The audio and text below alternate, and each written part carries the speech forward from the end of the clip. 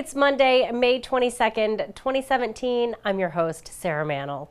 We have a great show lined up for you today. First, we're going to learn more about the Gateway program in Barnstable Public Schools with Director Carrie Morse. We'll then get the latest real estate numbers for Barnstable County with Register of Deeds Jack Mead.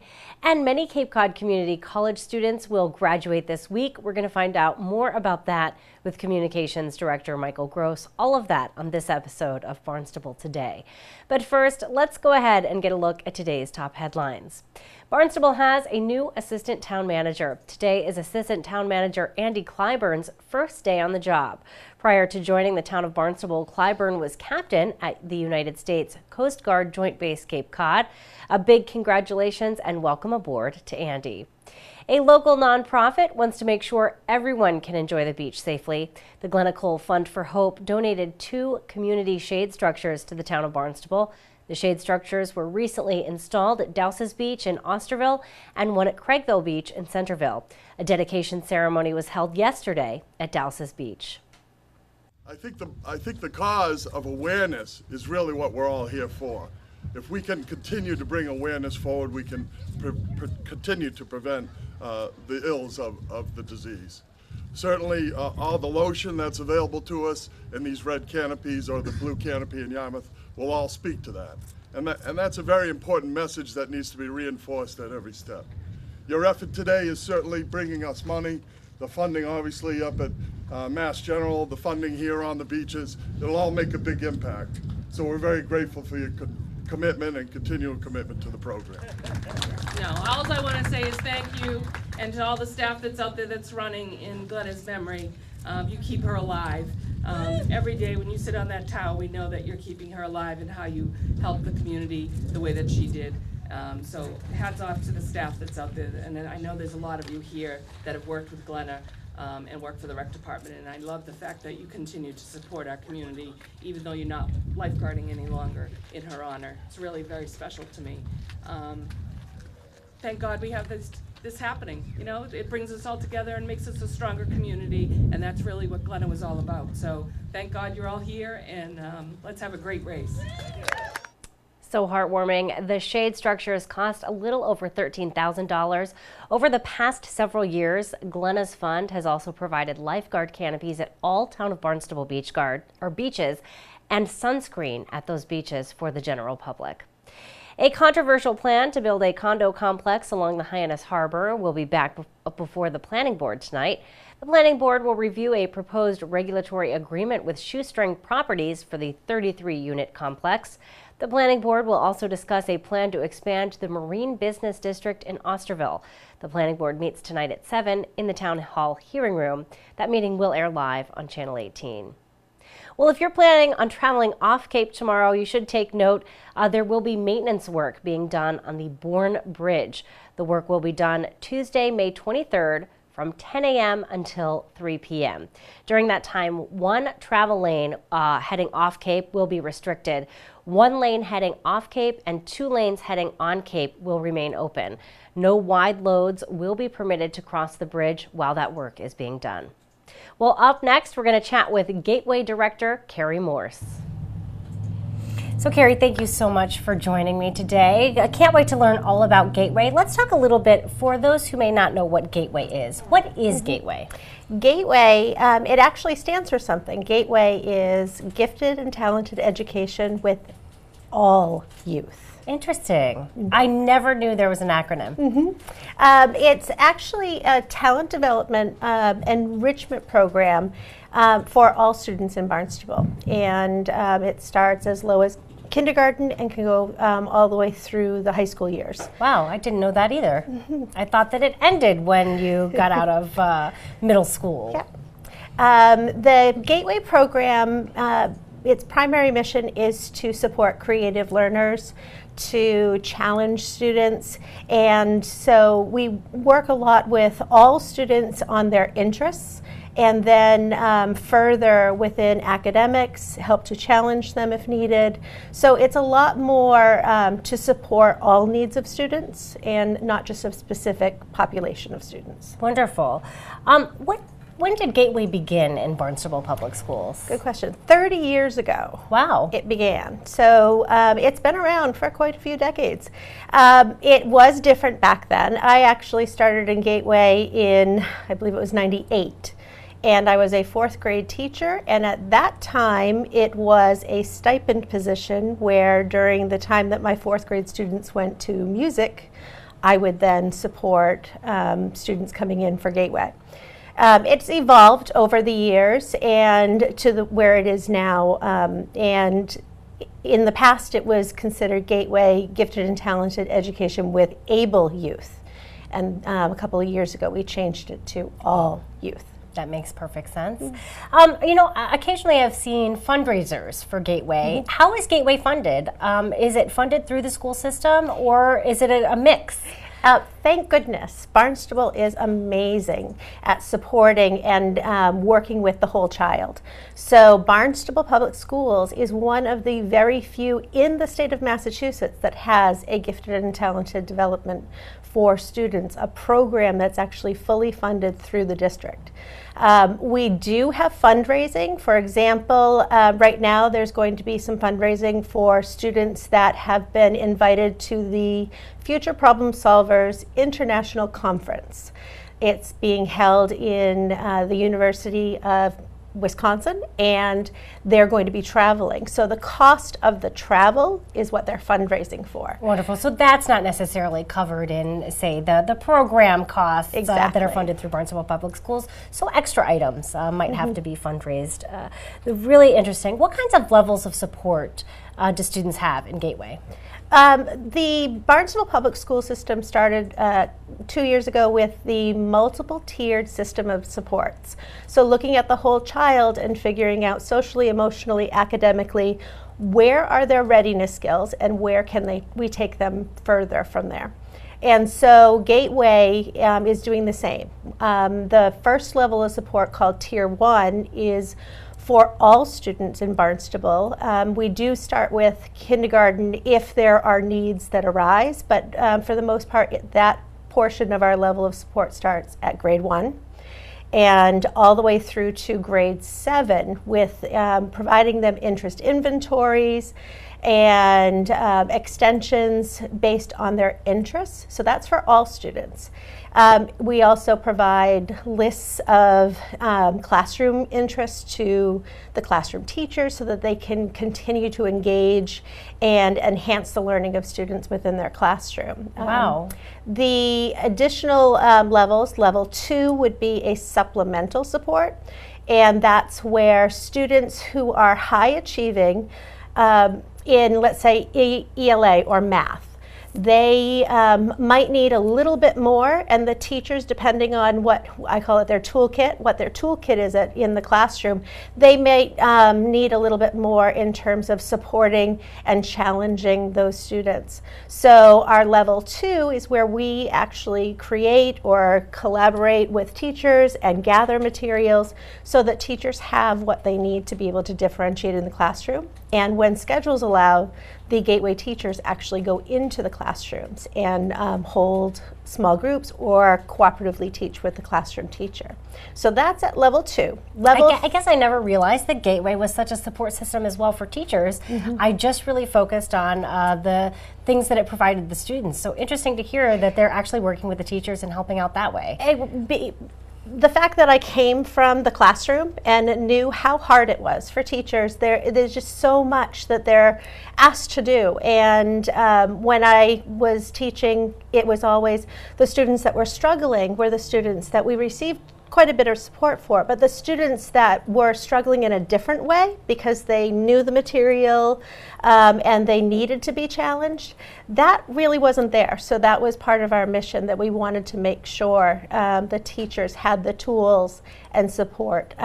Level 3 is more what Gateway has been throughout, and that's intensive support. It's for the very few students, and we use a multiple measure for that, where we ask teachers to recommend, and they let us know on 3 different levels. Academic ability, the children need to be proficient, if not advanced, in an academic area. And then the other two that define this support are task commitment and creativity. And I don't mean creativity where they're going out and creating innovations and experimenting that way, which is part of it.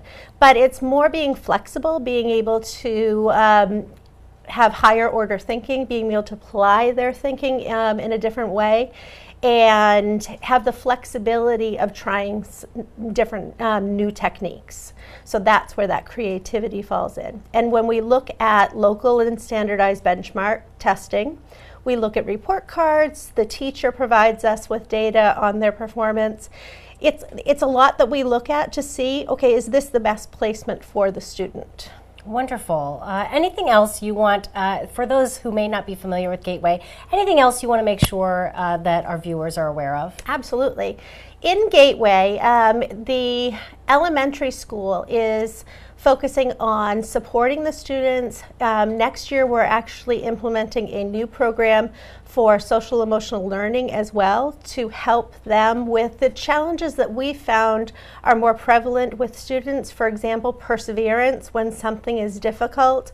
What kind of skills can they pull from? What does it look like to have differentiation, and why is that needed? The whole fare is not equal. For all students to be able to understand. So we're going to be working with that in elementary school along with challenging them academically, but a big focus on the social emotional. In the middle grades, 4 through 7, we have advanced placement classes. And so the students that are in Tier 3 that have been identified will have ELA, advanced math, STEM, and FPS, which is future problem solving. So they'll have those 4 options. In addition to that, when you move up through the high school, we have a lot of programs, and we're continually looking to see what else can we do to provide support. We have mock trial at the high school. We have the future problem solvers at the high school as well. We have the scenario writing, which is part of future problem solving. And we also have the Destination Imagination program, which is underneath the umbrella of Gateway. Lenore Frew is the coordinator, and she does that for all of the grades in Barnstable and coordinates that. So that's for all students as well. Wow, wonderful. Well, thank you for stopping by, telling us all we need to know about Gateway. If anyone's watching and has questions, can they reach out to you to get clarification on issues? I'm so glad you said that. We have a website.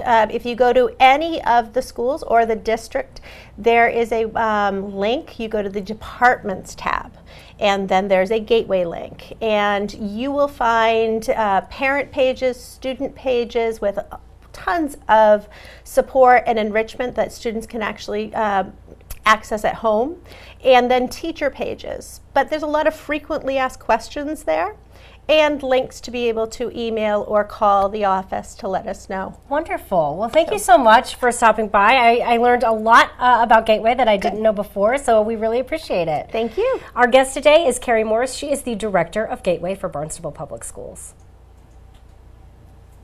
Well, April wasn't the strongest month for the real estate market in Barnstable County. We're going to find out more during our interview with Register of Deeds, Jack Mead. So Jack, I want to talk a little bit about the latest real estate numbers in Barnstable County for the month of April. Those numbers were just released. We were having such a good streak this year as far as housing numbers go, or housing goes. Tell me a little bit about this month, and try and make me feel a little bit better about it, because we do see a little bit of a decrease here.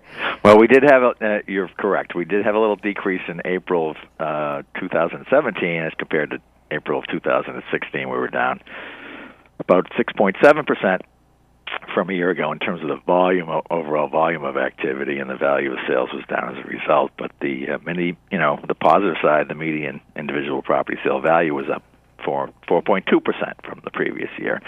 And to make you feel better about things, we're still up for the year. We're, calendar year-wise, volume is up 3.5%, value is up 4.5%, individual sales value is up 7.6%. So we're in positive trend, and we've sort of had up, down for the month of for the first 4 months of 2017. But the downs have been minor. The ups have been pretty good. We like to hear that. We definitely with the like net to, being yeah. with the net result being we're ahead of where we were a year ago. So that's and you want to look at, I think, the year to date numbers that are better measure of what's going on. Yeah. April we only had we had 19 business days compared to 20 last year, and you'd be surprised, but one business day can make a difference. I believe it. And we're going to have a lot of business days in May. So my expectation is we'll have, I think we have 23 business days in this May. So in May, that'll be the bellwether. If we have a strong May, that'll likely mean that our second quarter of the calendar year, the April, May, June quarter, needs to be a good one. Typically is a good one, and all indications are it'll be that way. So we're finally getting the weather to work out in our favor. Hopefully that'll get some people out looking around for homes. Talk to me a little bit about the median individual property sale value, because that did go up a little bit. We're talking about a 4% increase. Where are we on the median individual property sale value? Well, we're at $350,000 for median individual sales value, which is a strong number. I mean, historically, that's right up there. We have seen a trend in the last year or so where that number has moved up. We started, I remember, beginning of 2016, we were busy, but the sales value number was actually, the median number was in the low threes, which just said that the lower end of the market, first-time home buyer, that kind of stuff, was quite active, and which is a great thing. But now we're starting to see that all the levels of the market being active, and in terms of pricing, and so we're seeing that median move steadily up, and so we're moving towards more consistently to be in the 350, 360 range, and I would expect that's probably where we're going to be, May and June. So yeah, that's good again, news. positives, and I know anecdotally, if a house comes on the market for in the 300 range, there's a lot of activity there, a lot of buyers. Looking over the foreclosure numbers a little bit for the month of April, looks like actually pretty good. We have less foreclosures April of 2017 than we did in April of 2016. Yes, we did. We had fewer, and anytime we're going in that direction, we're happy. We're still seeing a level of foreclosure that we don't like to see. We're in that 20 a month range, and that's still that's high. It's not as high as we've been, but that's still a factor that's out there, and we're on a pace effectively to do potentially 350 to 400 foreclosures if it keeps up, and that's a lot. Yeah. That's what we did last year, and so it doesn't seem like we still have that base level of foreclosure activity that has been pretty consistent the last couple of years in terms of that around the 20 a month range, plus or minus 15 to 20, and you hate to see it, but I think most of the cases, as we look back at them, who's getting foreclosed or what, there's still mortgages that were taken out at the peak back in the 07 and 06 and 07, and I think some of those properties are just they've been in the foreclosure process for a number of years, back, and so yeah, it's interesting because caught up. When you look at numbers, you kind of have to take that into consideration because that is a very long process. So we could still be seeing some some foreclosure issues carry on, if you will. Hopefully, now that we're seeing that sale price, that median sale price raising to a better value, hopefully we'll see less homeowners underwater, if you will. Right, and if obviously the better position would be, if you're having trouble affording the property at that, then at least you can get out with a sale that allows you to avoid a foreclosure, or as the values start to move in the right direction. And so hopefully that becomes a solution for more people who may, for whatever individual reasons, may be struggling, to get the mortgage paid. So, but again, as you pointed out, we're in a better month than last year, but it's still a troubling little piece of the market amidst all the sort of better news going, Well, otherwise. thank you for joining us today and sort of making sense of all these statistics that we get every month. We really appreciate your commentary and look forward to chatting with you again in the near future. I do too as well. Thank you, Sarah. All right, thanks so much. Talk to you soon. All right, bye-bye. Bye-bye. Our guest today, Register of Deeds, Jack Mead. Joining me now live on the phone, we have with us Michael Gross. He is the Communications Director at Cape Cod Community College. Michael, this is a very exciting week at Cape Cod Community College. We're talking graduation this week, so a whole week of fun activities. It really is, and we've changed things out. A number of people certainly have come to our commencements for years at the Cape Cod Melody Tent, and that won't change. But for those who have come earlier in the day to celebrate with our dental hygienists and our nursing graduates, we've changed it out this year. And both of those programs actually will have their own pinning ceremonies this week. Tuesday for nursing, for those of us, and I know many people in the medical community enjoy coming and seeing the nurses who have been their interns in their offices and in the hospital. And this way, it's going to be a little easier for them to participate. So Tuesday night of this week, Tuesday at 4 o'clock in the afternoon, we'll have 60 graduates of the nursing program this year who will have their own pinning ceremony on Tuesday at 4. And then the next day, Wednesday, in this case at 6 o'clock, the dental hygienists will have their own pinning ceremonies, again in the Tilden Arts Center, at 6 o'clock.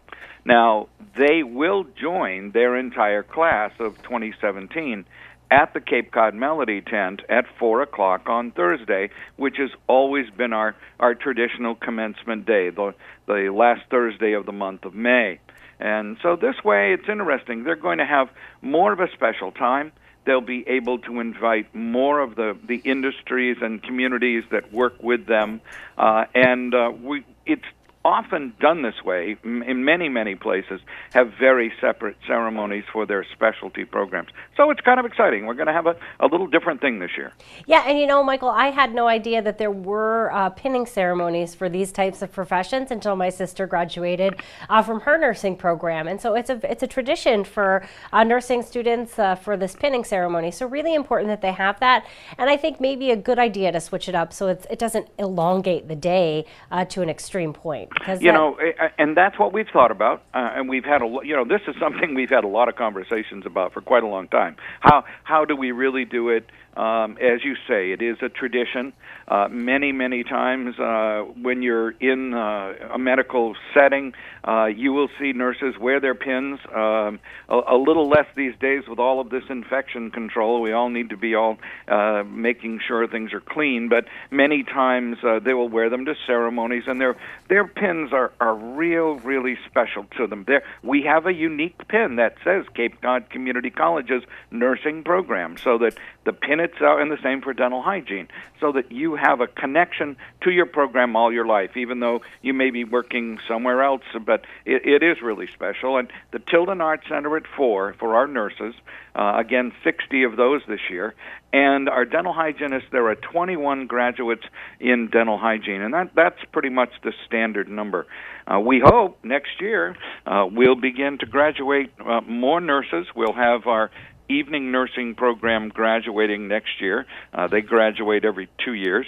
And we'll be beginning new nurses in our new program as we expand our facility. The minute we have commencement. They go in there and start tearing apart the walls in a fantastic transformation. So this is a very busy week all the way around. Yeah, and not just for students too, Michael. I read that you're actually also going to be recognizing some really long-term employees of Cape Cod Community College this week. It really is true. If you can imagine, we'll have on Wednesday our employee recognition awards ceremony, and it is astonishing.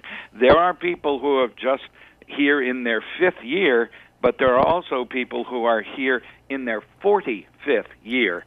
If you can imagine, matter of fact, it's not one. I believe there are at least 2 people who have 45 years. And we have many, many people here who have 25, 30, 35, 40. And then 45 years. The one thing that we have is a very, very stable workforce of people who are very committed to this institution and to our students. And that's an exciting time. We also recognize we have faculty this year who are retiring. We are Professor Emerita and Emeritus. Many people in the community know our honors program coordinator, Dolores Bird, our Spanish professor, Christine Esperson, Rita McGurk over in the sciences, Mary Kehoe Moynihan, who's been in math for a long time, and Professor Michael Olenzensky in English, who is known as Dr. O and is the specialist of King Arthur and all things of that period. Those people together have easily over hundreds of years of teaching experience among all of them, and they retire this year and are honored with the emeritus status. So this is a very, very special time in the school. What's really interesting, though, nothing stops. Summer starts next week, and here we go again. That's right. The one thing about college is that you always have a do-over, if you will, in a way. We start a new semester very, very quickly. So people who are maybe thinking of that, they should get on board quickly because we'll start new classes in just a week. Wonderful. Well, thanks for chatting with us this morning, telling us everything that's happening, and good luck to you this week handling everything that's happening at the college. It's going to be busy. I thank you very much. Yeah, thanks, Michael. Chat with you next week. Alrighty, bye-bye now. Bye-bye. Our guest today, Michael Gross, he is the Communications Director at Cape Cod Community College. Now let's go ahead and find out what's happening around town in today's community calendar. The John F. Kennedy Hyannis Museum will celebrate the 100th anniversary of President John F. Kennedy's birth with a special exhibition. The exhibit is called JFK at 100, Life and Legacy. The exhibit will give visitors a fresh insight into Kennedy as a son, brother, husband, and father. The new exhibit opens today. You can visit jfkhyannismuseum.org for hours and ticket pricing. Watercolors by Ellen Moran are now on display at Barnstable Town Hall. The paintings can be seen in the Selectmen's Conference Room and the Town Hall Hearing Room on the 2nd floor. The exhibit is part of the town's Art on Loan program. You can view Moran's work at Town Hall through July 14th. And thank you so much for joining us today. We're going to be back tomorrow with another great show for you. On tomorrow's show, we're going to learn more about the history of the JFK Memorial in Hyannis and about some future renovations being proposed. We'll also chat with Police Chief Paul McDonald, and we'll talk with DPW Director Dan Santos. For Barnstable Today, I'm Sarah Mantle.